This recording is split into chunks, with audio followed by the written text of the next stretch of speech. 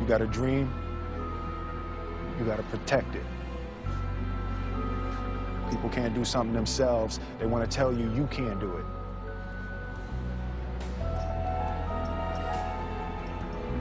You want something, go get it.